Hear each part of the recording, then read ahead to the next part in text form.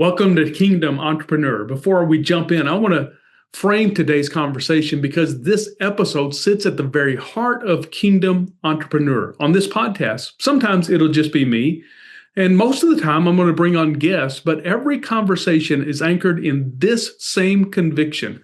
Faith, family, fitness, and business, money are not separate lanes because you only have one life. And there are huge implications and massive problems when we try to live those things separately as if they weren't interconnected and there wasn't interplay. The real question is simple, but it's confronting. Does your life, do your relationships, does your business, does your money belong to God or not? Because if it belongs to God, then how you lead, how you work, how you make money, how you steward the money, the business, your relationships, and your influence actually matter.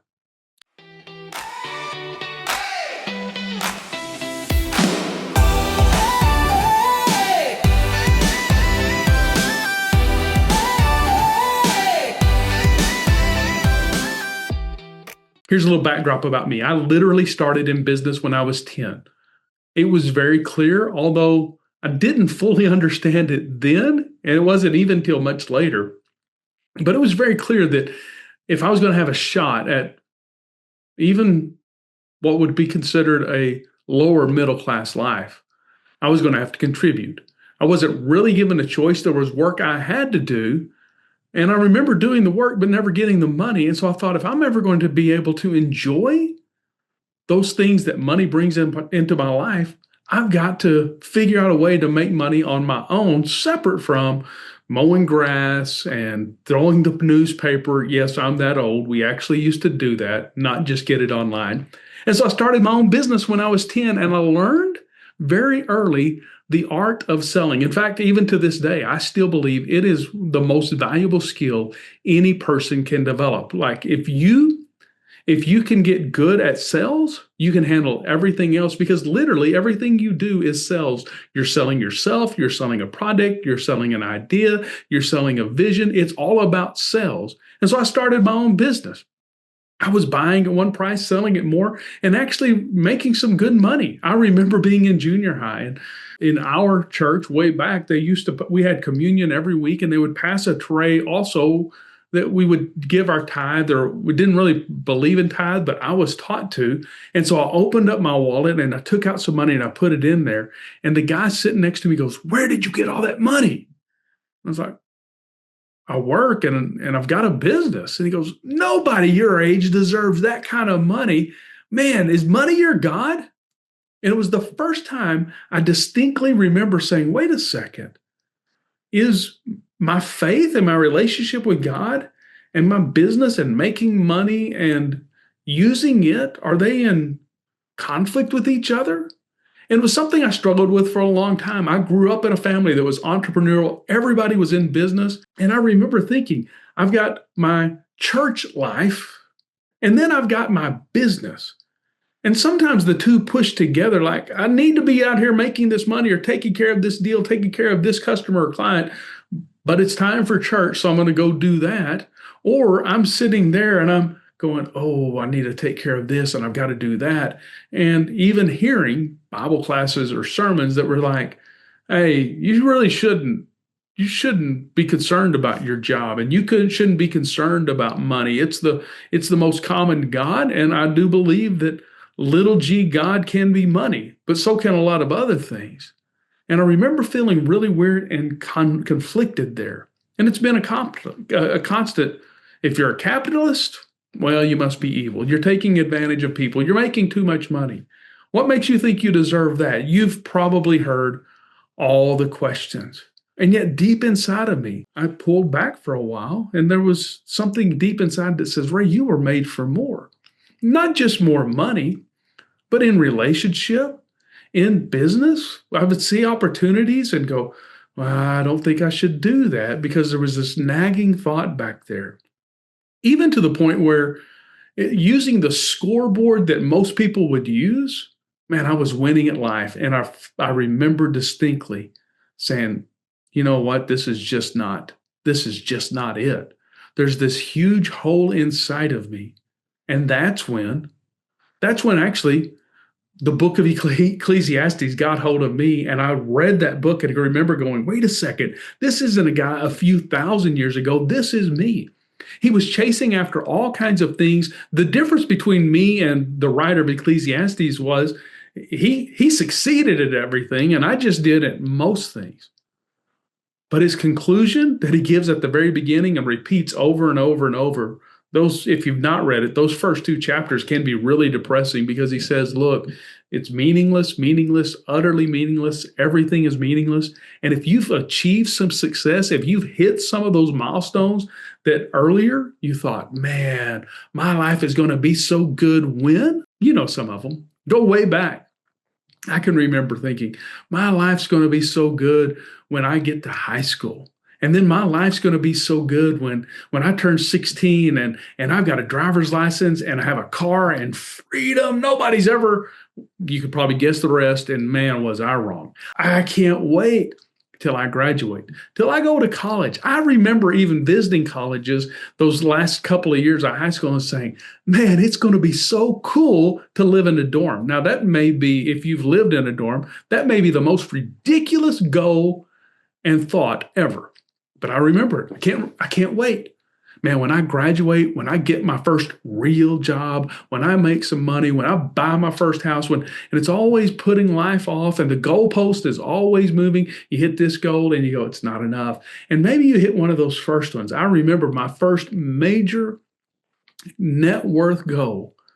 And when I passed it, I went, wait a second, I really won. And I celebrated it. And then I went, it's not nearly as good as I thought it would be. In fact, it's not any good at all. And that's when the book of Ecclesiastes really got hold of me to say, you're designed for more than that. You were made by God for more than the American dream, the typical definition of success.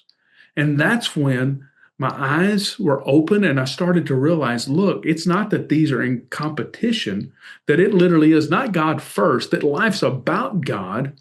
And when you see the opportunities and you keep him in first place in your life, then you know how to relate to money, to work, to people, to your relationships, to your body, to all of it.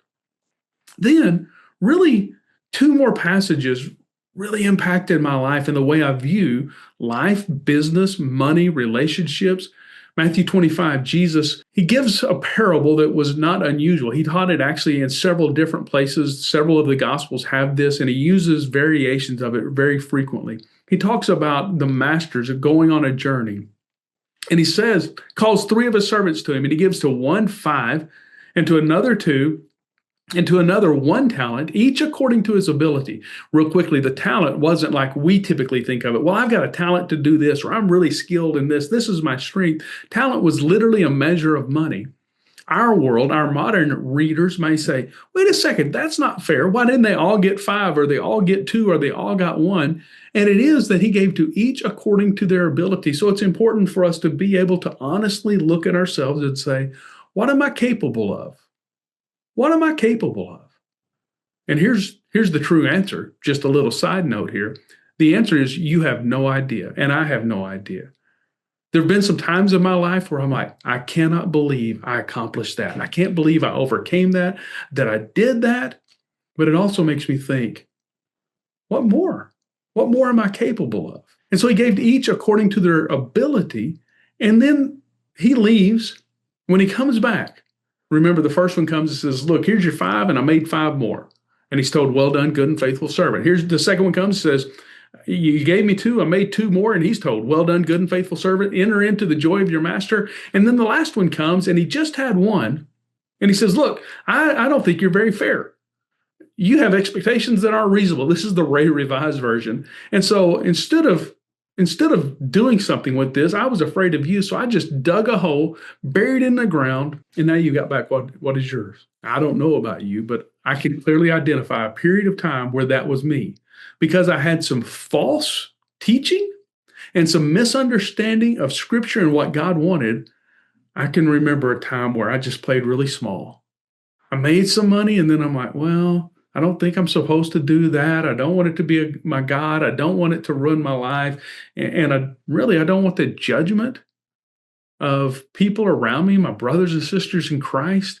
And then when I realized this, to say, and if you watch this very often, you listen, if you're just listening, I've got my hand open, that the truth is, if my hand's open to God, He can place anything He wants to in my hand.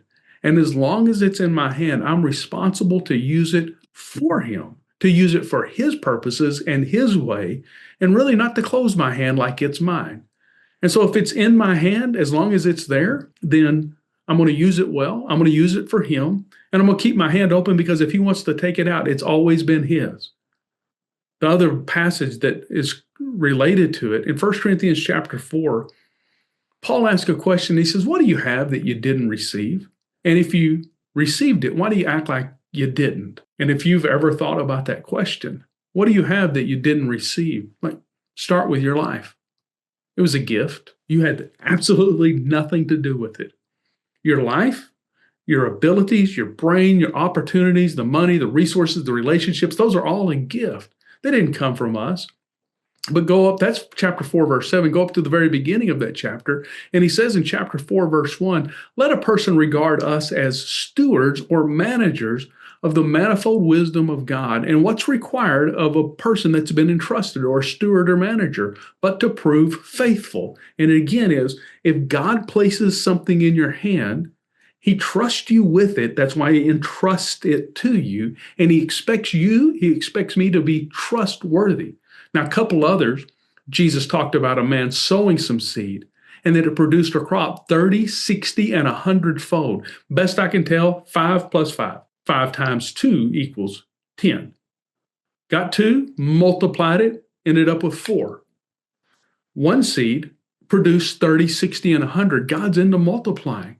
He gives the opportunities. Now, not every opportunity that comes my way, not every opportunity that comes your way is from God.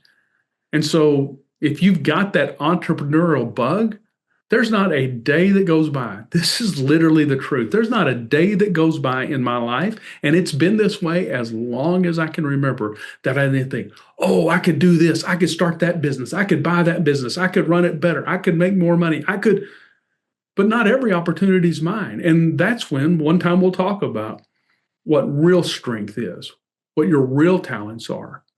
But understanding that God entrusts and He expects me to do something with it was a major shift. And it's also keeps me pretty driven while still being content, which for some of us is like, is that even possible? That I could be driven all the time and yet very content and grateful for where I am? And yeah, it's to say, if God placed it in my hand, I'm responsible for it. So I'm going to use it well. And if it's a new opportunity and I believe it's from Him, then I'm going to get it, and I'm going to give it my very best. That's the point, is to say it is God's. Starting with what? Your life. Starting with what? Your relationships, your money, your business, all of it, your influence, your place in the community, what He wants you to do. That all came from God. And so the question is, if it belongs to God, or since it belongs to God, what are you going to do with it? And the answer is, I'm going to use it well. I'm going to use it for His purposes. I'm going to use it His way, and I'm going to keep reminding myself and treating it like it belongs to Him. That's the point. When you do it, all of a sudden, man, you get incredible clarity. You get direction. You go, is this from Him or not? The problem is when we forget it belongs to God.